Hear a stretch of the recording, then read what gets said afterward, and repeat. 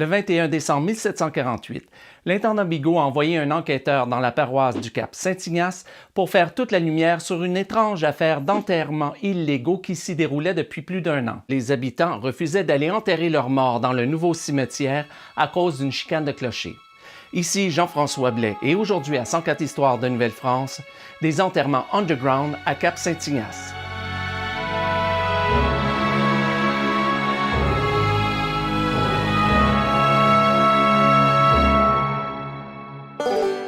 Pour bien comprendre l'histoire, il faut remonter 65 ans en arrière. La première église de la paroisse a été construite sur les terres de la seigneurie Gamache sur le bord du fleuve. Mais la seigneurie Gamache n'était pas le seul fief qui était desservi par la paroisse. Vous me voyez peut-être venir avec mon histoire, hein? Toujours est-il que l'église en question n'a pas duré très longtemps. Elle avait été construite en bois sur le bord du fleuve et elle a été détruite par l'érosion des berges.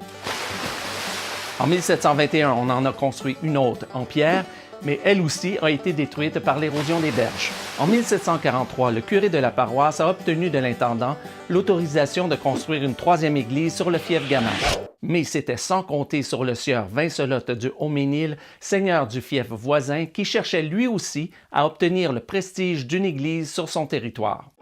En 1744, alors que les travaux de construction allaient bon train dans la seigneurie Gamache, le sieur de Vincelotte a profité de la visite de l'évêque dans la paroisse pour lui faire une offre qu'il pouvait difficilement refuser. Si les autorités acceptaient de déménager l'église sur ses terres, il s'engageait à fournir à l'église un terrain équivalent à celui du fief Gamache, à donner au curé une terre de 2 arpents sur 40 pour son usage personnel, à payer de sa poche la construction de l'église pour la rendre au niveau où elle se trouve présentement sur le fief Gamache, et à terminer la construction pour l'automne 1745.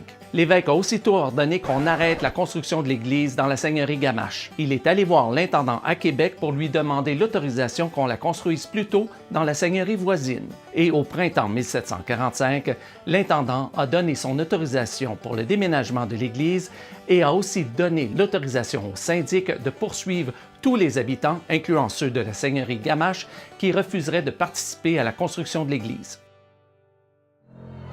Les décisions, sans doute, n'ont pas plu aux habitants du fief Gamache. La chicane de clocher était prise. D'un côté, les habitants du fief Gamache refusaient de se rendre dans la seigneurie voisine pour recevoir des services religieux. De l'autre, le nouveau curé refusait de se rendre au fief Gamache pour les donner. En 1748, dans un geste étonnant de protestation, les habitants du fief Gamache ont refusé de se rendre dans la seigneurie voisine pour enterrer leurs morts. Ils ont préféré les enterrer chez eux dans leur ancien cimetière sans service religieux. L'intendant Bigot n'était pas content. Dès qu'il a appris la nouvelle, il a chargé le procureur du roi à la prévôté de Québec de se rendre à la paroisse de Cap-Saint-Ignace pour y faire enquête. Le problème n'était pas seulement religieux, il était aussi civil. Il était aussi important à l'époque qu'aujourd'hui de savoir qui dans la population était vivant et qui était mort. Quelques semaines plus tard, le 10 janvier 1749, le procureur du roi avait terminé son enquête. Dans son rapport, il donne le nom, l'âge et la date de décès de chaque personne qui avait été enterrée illégalement.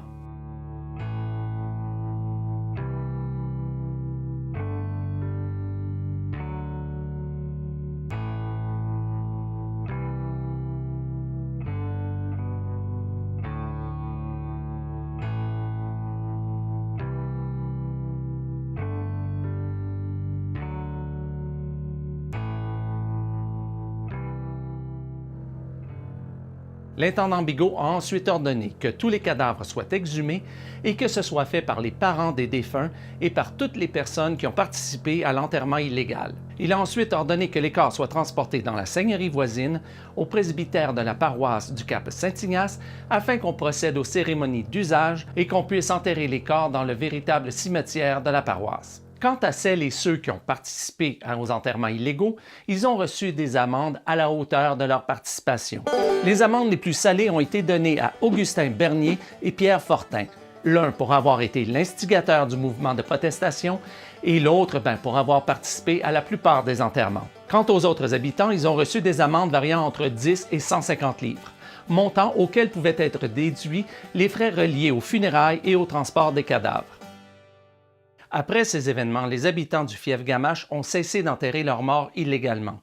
Mais la chicane de clocher était loin d'être terminée. On peut même dire qu'elle a survécu à la Nouvelle-France, parce qu'on en trouve encore des traces dans la première décennie du régime anglais.